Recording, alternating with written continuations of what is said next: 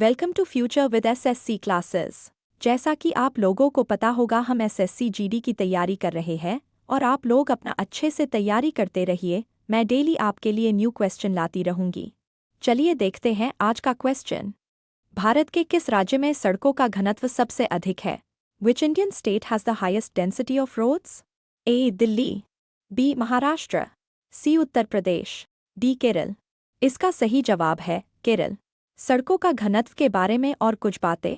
सड़क घनत्व का मतलब है प्रति 1000 वर्ग किलोमीटर में सड़क की लंबाई। देश में सड़कों का वितरण एक समान नहीं है। जम्मू कश्मीर में सड़कों का घनत्व 10 किलोमीटर प्रति 100 वर्ग किलोमीटर है, जबकि केरल में यह 375 किलोमीटर प्रति 100 वर्ग किलोमीटर है। वहीं देश का औसत सड़क घनत्व 75 किलोमीटर प्रति 100 वर्ग किलोमीटर है। दिल्ली, असम और गोवा जैसे राज्यों में भी सड़क घनत्व ज्यादा है। चलते हैं अगले क्वेश्चन पे। किस व्यक्तिगत कार्यक्रम में हेलसिंकी ओलंपिक में स्वतंत्र भारत ने पहला ओलंपिक पदक जीता? In which individual event independent India won the first Olympic medal at the Helsinki Olympics? A तीरंदाजी, बी मुक्केबाजी, सी कुश्ती, डी भारोत्तोलन। इसका सही जवाब है कुश्ती। हेलसिंकी ओलंपिक के बारे में और कुछ बातें। स्वतंत्र भारत ने हेलसिंकी ओलंपिक में कुश्ती के व्यक्तिगत कार्यक्रम में अपना पहला ओलंपिक पदक जीता था। खाशाबा दादा साहेब जाधव ने 1952 के हेलसिंकी ओलंपिक में पुरुषों के बैंटमवेट 57 किलोग्राम फ्रीस्टाइल में कांस्य पदक जीता था। जाधव बचपन से ही कुश्ती के शौकीन थे और उनकी बेहतरीन तकनीक ने उन्हें कई राष्ट्रीय खिताब दिलाए थे। उन्हें 1992 में महाराष्ट्र सरकार ने छत्रपति पुरस्कार और 2001 में अर्जुन पुरस्कार से सम्मानित किया था। ओलंपिक में व्यक्तिगत स्वर्ण पदक जीतने वाले पहले भारतीय अभिनव बिंद्रा थे। उन्होंने पुरुषों की 10 मीटर एयर राइफल शूटिंग प्रतियोगिता में स्वर्ण पदक जीता था। चलते हैं अगले क्वेश्चन पे। Poverty and un British rule in India किसने लिखी? Who wrote poverty and un British rule in India? A William Digby, b Surendranath Banerjee, c M G. Ranade, d Dadabhai Naoroji. इसका सही जवाब है Dadabhai Naoroji. Poverty and un British के बारे में और कुछ बातें। Poverty and un British rule in India किताब को दादाभाई नौरोजी ने लिखा था। यह किताब साल 1901 में प्रकाशित हुई थी।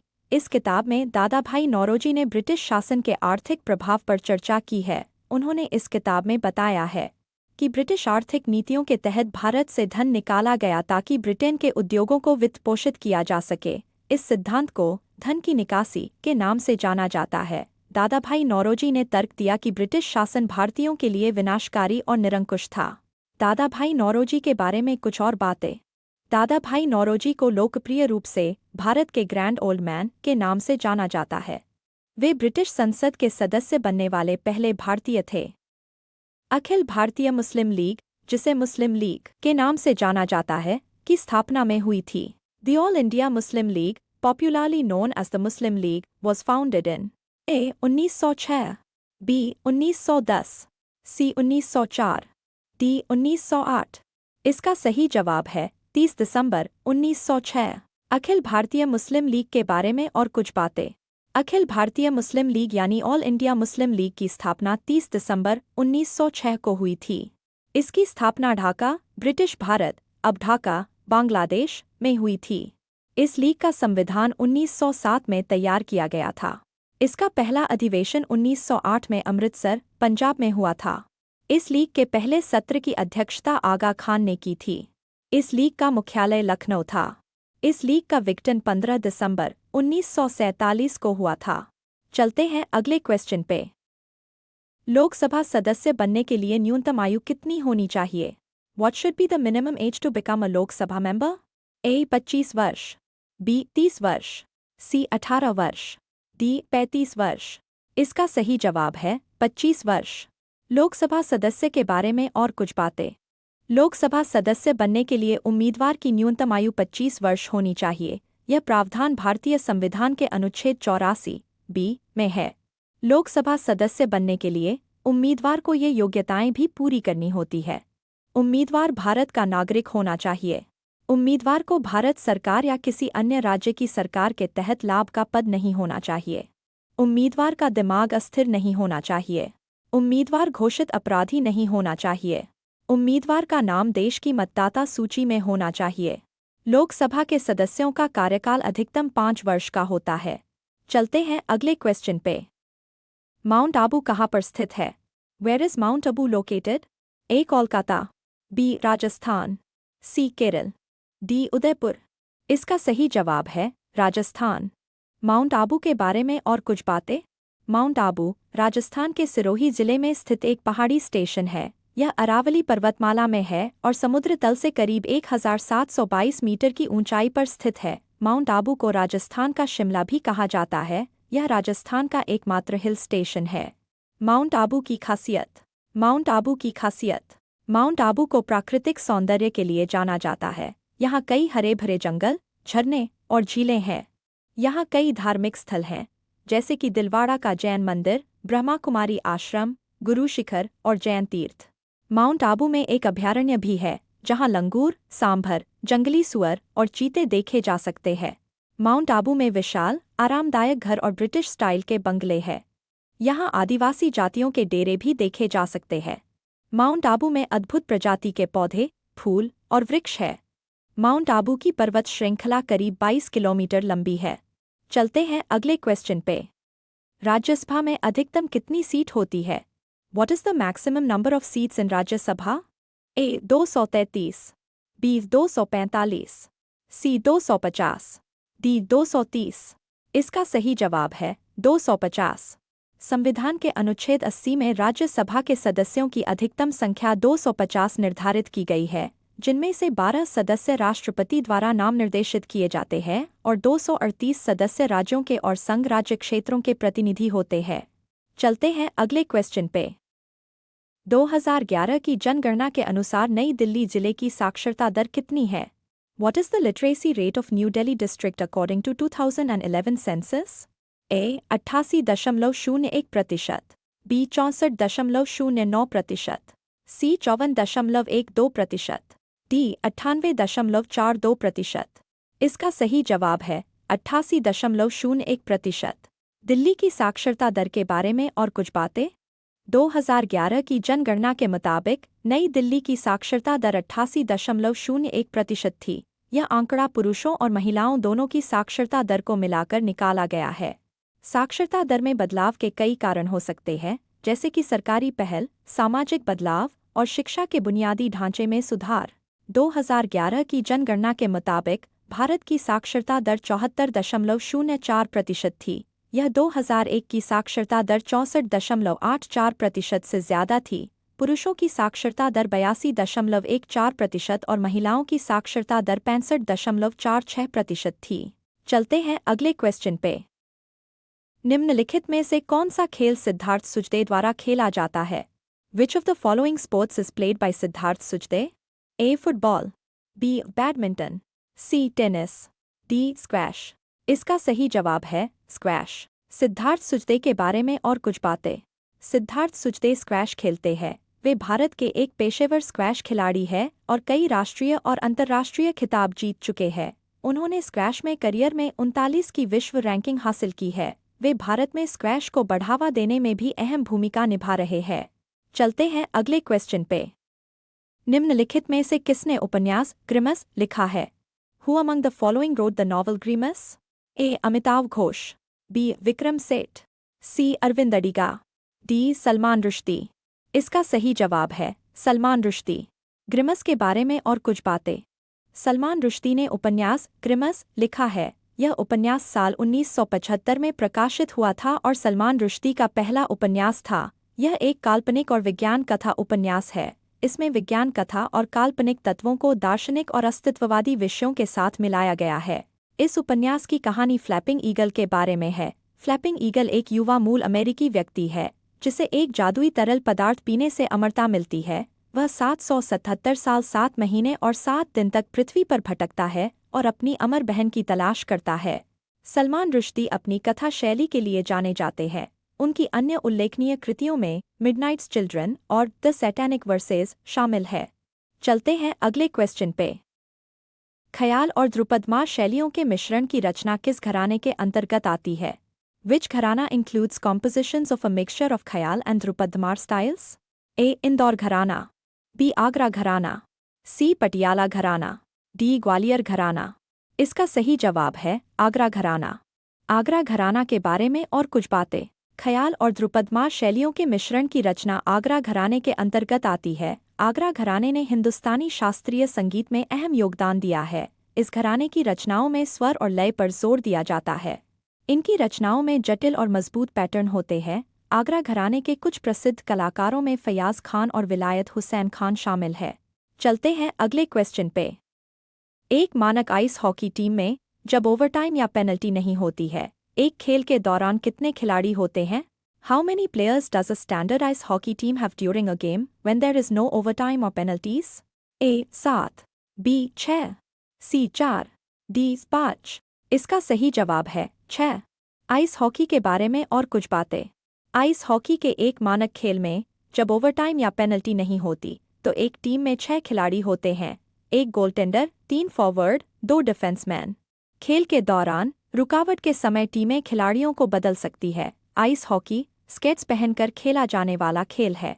इसका मकसद विरोधियों के गोल में हॉकी स्टिक से एक पक, रबर डिस्क डालकर गोल करना होता है। आइस हॉकी आइस रिंक पर खेला जाता है, जिसे 3 जोन में बांटा गया है: defensive zone, neutral zone, offensive zone. चलते हैं अगले क्वेश्चन पे। कंचनजंगा बायोस्फीयर रिजर्व निम्नलिखित में से किस राज्य में स्थित है? Kanchenjunga biosphere reserve is located in which of the following states? A Manipur, B Kerala, C Assam, D Sikkim. इसका सही जवाब है सिक्किम। कंचनजंगा बायोस्फीयर रिजर्व के बारे में और कुछ बातें। कंचनजंगा बायोस्फीयर रिजर्व भारत के उत्तरी राज्य सिक्किम में स्थित है। कंचनजंगा बायोस्फीयर रिजर्व को कंचनजंगा राष्ट्रीय उद्यान के नाम से भी जाना जाता है। यह दुनिया भर के संरक्षित क्षेत्रों में सबसे ऊंची श्रृंखलाओं में से एक है। इस बायोस्फीयर रिजर्व में कई तरह की वनस्पतियां और जीव पाए जाते हैं, जिनमें लुप्तप्राय हिम तेंदुआ भी शामिल है। कंचनजंगा बायोस्फीयर रिजर्व से जुड़ी कुछ बातें। यह भारत का 11वां जैवमंडल संरक्षित क्षेत्र है। इसे जुलाई 2016 में यूनेस्को की विश्व धरोहर स्थलों की सूची में शामिल किया गया था। यह भारत का पहला मिश्रित विरासत स्थल है। इस बायोस्फीयर रिजर्व का नाम पर्वत कंचनजंगा के नाम पर रखा गया है। कंचनजंगा दुनिया की तीसरी सबसे ऊंची चोटी है। इसकी ऊंचाई 8,586 मीटर है। चलते हैं अगले क्वेश्चन पे। निम्नलिखित में से कौन सा राज्य खेलो इंडिया यूथ गेम्स 2023 में पदक तालिका में शीर्ष पर रहा? Which of the following states topped the medal tally at Khelo India Youth Games 2023? A. Punjab, B. Maharashtra, C. Uttar Pradesh, D. Haryana. इसका सही जवाब है महाराष्ट्र। खेलो इंडिया यूथ गेम्स 2023 के बारे में और कुछ बातें। खेलो इंडिया यूथ गेम्स 2023 में महाराष्ट्र पदक तालिका में शीर्ष पर रहा। महाराष्ट्र ने कुल 158 पदक जीते। इनमें 57 स्वर्ण, 48 रजत और 53 कांस्य पदक शामिल थे। तमिलनाडु ने 98 पदक जीते। इनमें 38 स्वर्ण, 21 रजत और 39 कांस्य पदक शामिल थे। हरियाणा ने 103 पदक जीते। इनमें 35 स्वर्ण, 22 रजत और 46 कांस्य पदक शामिल थे। खेलो इंडिया यूथ गेम्स भारत के युवा एथलीटों के लिए आयोजित होने वाला एक राष्ट्रीय स्तर का बहुखेल आयोजन है। महाराष्ट्र ने अब तक आयोजित होने वाले सभी संस्करणों में कुल 307 पदक जीते हैं। चलते हैं अगले क्वेश्चन पे। निम्नलिखित में से किस वर्ष में खानदेश को मुगल साम्राज्य में समाविष्ट किया गया था? In which of the following years Khandesh was incorporated into the Mughal empire? A 1601, B 1599, C 1603, D 1600। इसका सही जवाब है 1601। खानदेश को मुगल साम्राज्य में समाविष्ट के बारे में और कुछ बातें। खानदेश को मुगल साम्राज्य में 1599 में शामिल किया गया था। अकबर की सेना ने 1599 में खानदेश और असीरगढ़ पर कब्जा कर लिया था। 17 जनवरी 1601 को लंबी घेराबंदी के बाद असीरगढ़ का गढ़ भी गिर गया। अंतिम शासक बहादुर शाह ने मुगलों के सामने आत्मसमर्पण कर दिया। खानदेश मुगल सूबा बन गया। खानदेश नाम गुजरात के अहमद प्रथम 1411 से 1443 द्वारा मलिक नासिर फारूकी राजाओं में से दूसरे को दी गई खान उपाधि से लिया गया है। चलते हैं अगले क्वेश्चन पे। अंटार्कटिका में भारत के दूसरे स्थायी अनुसंधान केंद्र का क्या नाम है? What is the name of India's second permanent research center in Antarctica? ए दक्षिण गंगोत्री, बी मैत्री, सी चक्र, डी श्वेता। इसका सही जवाब है मैत्री। अंटार्कटिका में भारत का दूसरा स्थायी अनुसंधान केंद्र मैत्री है। यह भारतीय अंटार्कटिक कार्यक्रम का हिस्सा है। मैत्री अंटार्कटिका के चट्टानी पहाड़ी क्षेत्र शिरमाकर ओएसिस में स्थित है। यह आधुनिक तकनीक और सुविधाओं से लैस है। यहाँ पृथ्वी विज्ञान, मौसम विज्ञान, हिमनद विज्ञान जैसे क्षेत्रों में शोध किया जाता है। मैत्री से जुड़ी कुछ और खास बातें। मैत्री का नाम तत्कालीन प्रधानमंत्री इंदिरा गांधी ने सुझाया था। मैत्री का निर्माण और समापन 1989 में हुआ था। भारत ने मैत्री अनुसंधान केंद्र को अगले 3 से 4 सालों में एक नए मैत्री 2 स्टेशन से बदलने का फैसला किया है। अंटार्कटिका में भारत के अनुसंधान केंद्रों के बारे में कुछ और जानकारी। भारत का पहला अनुसंधान केंद्र दक्षिण गंगोत्री है। यह दक्षिण ध्रुव से 2500 किलोमीटर की दूरी पर है। इसका नाम दक्षिण गंगोत्री हिमनद के नाम पर रखा गया है। भारत के ये अनुसंधान केंद्र अंटार्कटिका की बर्फ की आयु और उसके पिघलने की गति पर शोध करते हैं। चलते हैं अगले क्वेश्चन पे। भारत के किस राज्य में सबसे अधिक सिंचित क्षेत्र है? Which state of India has the largest irrigated area? A. Paschim Bengal, B. Uttar Pradesh, C. Rajasthan, D. Punjab. इसका सही जवाब है उत्तर प्रदेश। भारत में सबसे ज्यादा सिंचित क्षेत्र उत्तर प्रदेश में है। उत्तर प्रदेश में 17.6 मिलियन हेक्टेयर क्षेत्र सिंचित है। उत्तर प्रदेश में सिंचाई के लिए नहरों, ट्यूबवेल, कुओं और टैंकों का इस्तेमाल किया जाता है। उत्तर प्रदेश में सिंचाई के लिए प्रमुख परियोजनाएं ये हैं: लखवार व्यासी, पूर्वी गंगा नहर, ऊपरी गंगा नहर, मौधा बांध, सरदा सहायक, सरयू कनाल, उर्मिल बांध। भारत में सिंचाई के बारे में कुछ और बातें। भारत में कुल कृषि भूमि का 48.8% हिस्सा सिंचित है। शेष 51.2% हिस्सा बारिश पर निर्भर है। देश में कुल सिंचित क्षेत्र में कुओं और नलकूपों का सबसे ज्यादा योगदान है। सिंचाई के मामले में पंजाब देश में पहले नंबर पर है। पंजाब में 98% फसल भूमि सिंचाई के अंतर्गत आती है। चलते हैं अगले क्वेश्चन पे। शस्त्र अधिनियम और वर्नाक्यूलर प्रेस अधिनियम किस वर्ष पारित किए गए? In which year were the arms act and vernacular press act passed? A 1878, B 1879, C 1877, D 1876।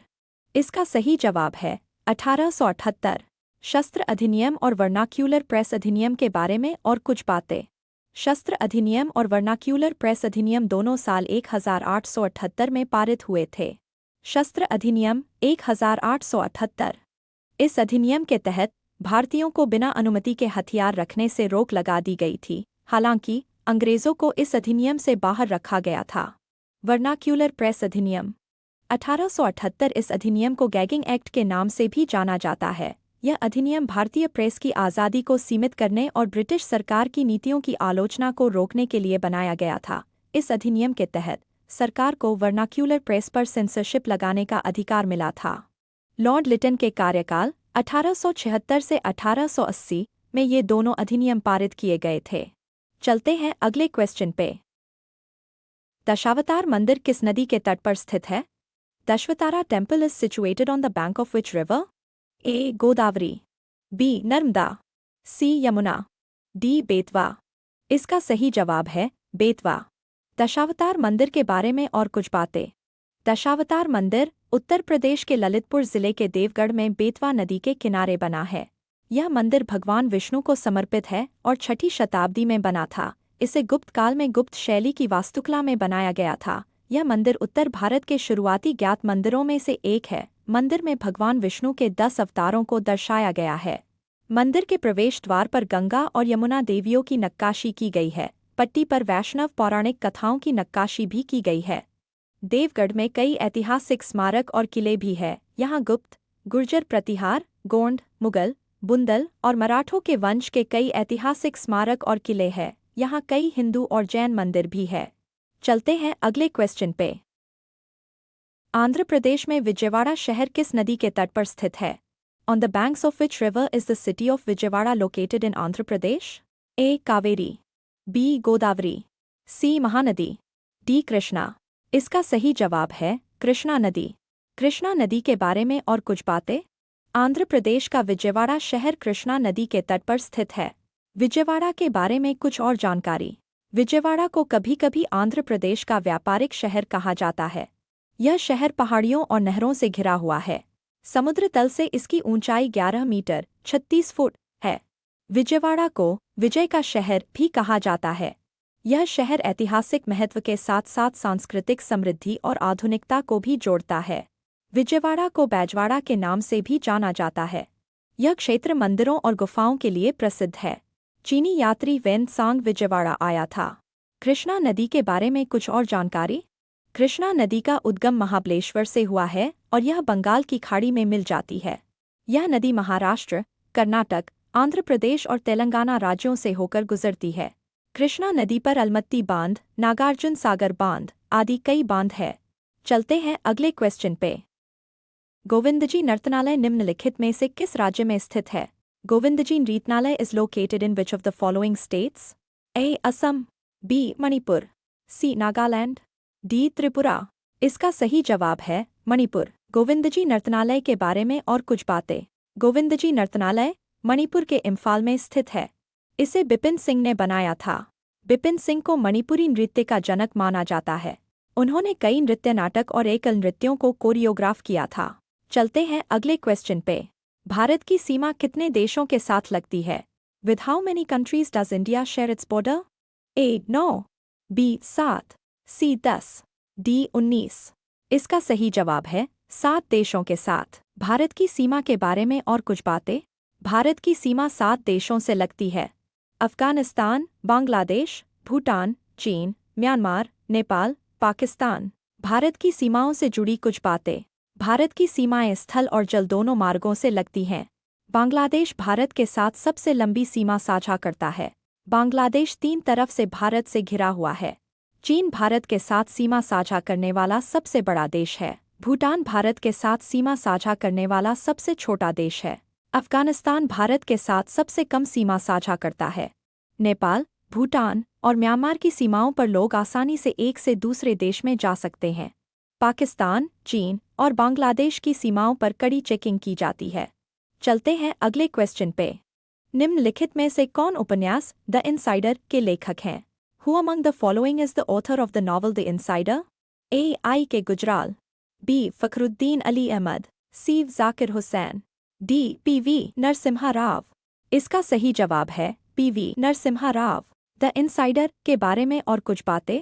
The insider उपन्यास के लेखक भारत के पूर्व प्रधानमंत्री पी.वी. नरसिम्हा राव है। यह उपन्यास साल 1998 में प्रकाशित हुआ था। यह राव का पहला उपन्यास था। इस उपन्यास में पूर्व प्रधानमंत्री के कार्यकाल के दौरान भारत के राजनीतिक परिदृश्य का वर्णन है। पी.वी. नरसिम्हा राव एक भारतीय वकील और राजनीतिज्ञ थे। उन्होंने 1991 से 1996 तक भारत के 9वें प्रधानमंत्री के तौर पर काम किया। उन्हें अक्सर भारतीय आर्थिक सुधारों का जनक कहा जाता है। इसके अलावा क्रिस्टोफर इवांस ने भी एक उपन्यास लिखा है जिसका नाम द इनसाइडर है। यह उपन्यास साल 1981 में प्रकाशित हुआ था। चलते हैं अगले क्वेश्चन पे। जब ध्वनि एक माध्यम से दूसरे माध्यम में जाती है तो क्या अपरिवर्तित रहता है? What remains unchanged when sound travels from one medium to another? A. चाल, B. आवृत्ति, C. तरंगदैर्घ्य, D. इनमें से कोई नहीं। इसका सही जवाब है आवृत्ति। आवृत्ति के बारे में और कुछ बातें। जब ध्वनि एक माध्यम से दूसरे माध्यम में जाती है तो आवृत्ति अपरिवर्तित रहती है। ध्वनि की आवृत्ति ध्वनि के स्रोत पर निर्भर करती है और यह माध्यम पर निर्भर नहीं करती। जब ध्वनि एक माध्यम से दूसरे माध्यम में जाती है तो ये परिवर्तन होते हैं। ध्वनि का वेग और तरंगदैर्घ्य बदल जाता है। ध्वनि का वेग माध्यम की प्रत्यास्थता और जड़त्व पर निर्भर करता है। आयाम माध्यम के आधार पर बढ़ता या घटता है। चलते हैं अगले क्वेश्चन पे। शकों पर विजयोपरांत चंद्रगुप्त ने निम्न में से किस धातु के सिक्के प्रचलित किए? After victory over Shakas, Chandragupta two introduced coins of which of the following metals?